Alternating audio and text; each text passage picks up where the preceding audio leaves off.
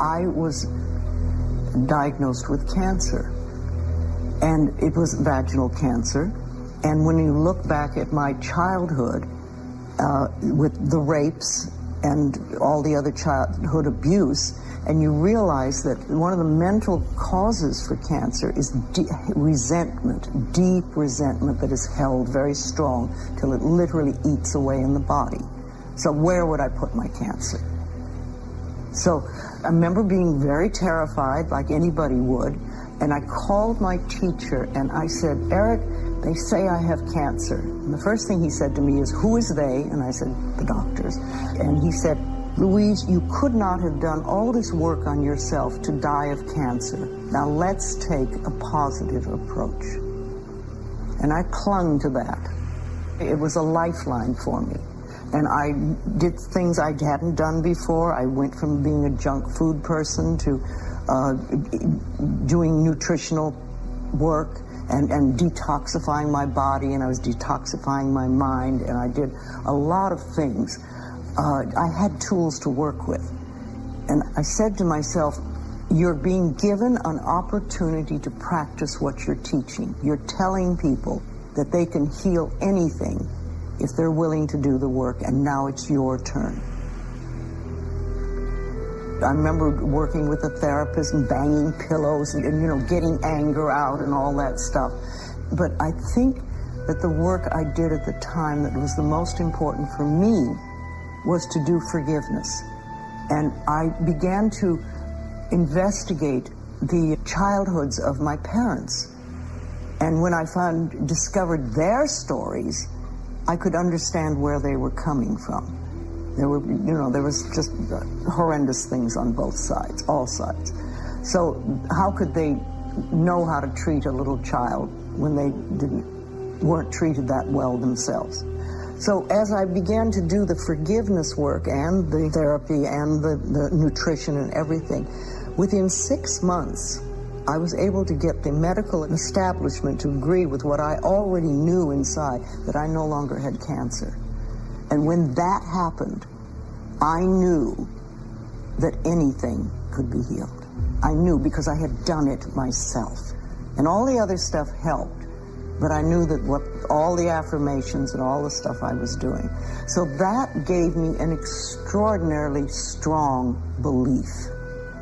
And when you have a strong belief, you can do anything. I was diagnosed with a condition inside of my body where a doctor told me that something was growing, a cancerous tumor that shouldn't be there. And I trusted the medical system because that's our culture, that's the way we're raised. And there's a part of us that says, even if I go the holistic route, I'm going to let a medical person tell me what's going on just for that validation. So it was my opportunity to put into practice everything that I ever learned. And rather than concentrating on something that should not be in my body, I began feeling that my body was vital and healthy rather than focusing on making something change.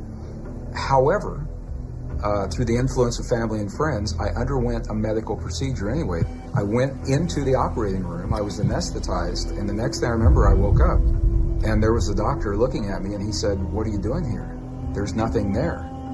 All I'd done were the practices and the principles that I'd traveled halfway around the world to learn, and I employed it in my own life, and it worked in that moment. I have the photographs showing there's nothing in my body. I was anesthetized, and they did an exploratory for no reason at all.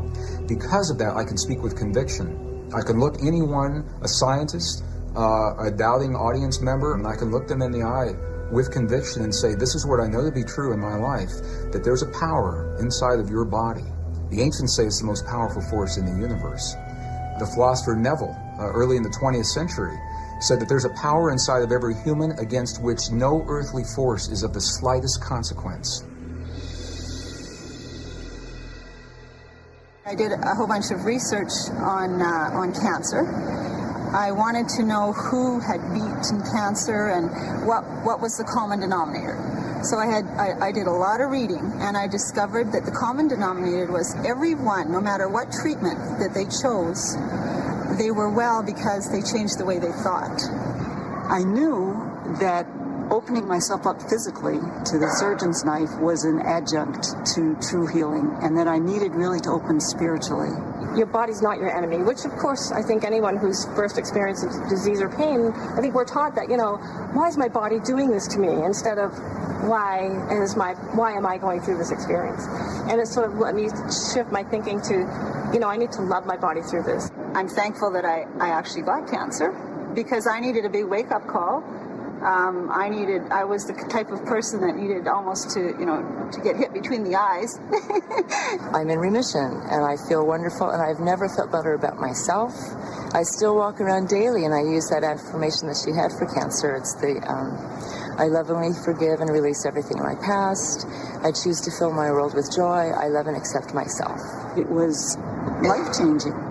It was one of these things where not only was I grateful for my illness, but in the end, much healthier than I had been before.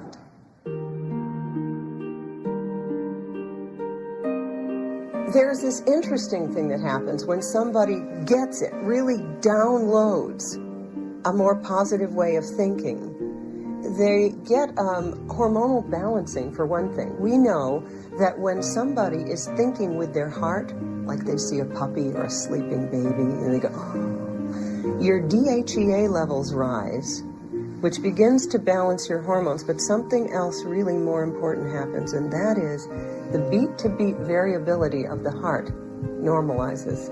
And you get into this wave pattern that you can see on a heart rate monitor that actually begins to balance the entire body, given that the heart is a huge electromagnet that in fact trains the rest of the body. It's not a thinking process. Thoughts are important. The ancients made a distinction between thoughts and feelings and emotions. And it's the feelings that are centered in our heart, that there is an effect from that it changes the electrical and the magnetic fields in our heart, and that those fields literally change the stuff that our world is made of around our bodies. And what the science now is showing is that when you can change the field that the atom is in, you change the atom. And we're made of those atoms. So when we have feelings in our hearts, we're changing the field that connects the stuff everything is made of, and we literally are altering our physical reality in ways that sound miraculous.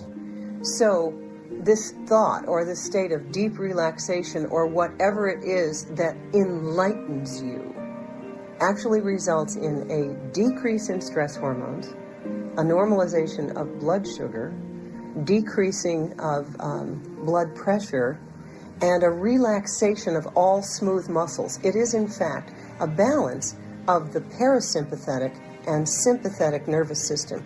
Parasympathetic is the brake, and sympathetic is the gas. And most people in this culture have the gas on all the time with an occasional brake. So you're going around like this. When both are in balance, you can work so much more efficiently and so much longer because you've got this beautiful yin-yang balance. The Sanskrit traditions have a 7 energy center or 7 chakra system that they work with. And they say the upper 3 are related to what we call thought or logic processes. So when we think about something, we picture it in our mind, that perfect relationship or peace between nations. But we can only invite it into our lives when we breathe the power of emotion into that thought. The emotion comes from the lower 3 of those creative centers in our bodies. So when we breathe the power of emotion into our thought, we imbue that thought with life. And those 2 energies meet in the one center that is not accounted for yet in our model. It's in our heart. You look at these books by Beck, all these fathers of cognitive behavioral therapy, and you open them up. And the rewiring patterns that they give for obsessive-compulsive personality disorder, or, selfishness of narcissistic personality, all these, or even just normal people who are a little messed up, was I love myself just the way I am. So in my PhD and in my psychiatric residency, and I'm now a neuropsychiatrist and I work in the field of intuition, I learned the biochemistry of how someone rewires their thought patterns from I get one health problem after another to I love myself just the way I am completely lovable. So I will be forever indebted to Louise Hay, what she did to me personally, because she woke me up, and literally what she has done as a revolutionary for, from my perspective, modern medicine.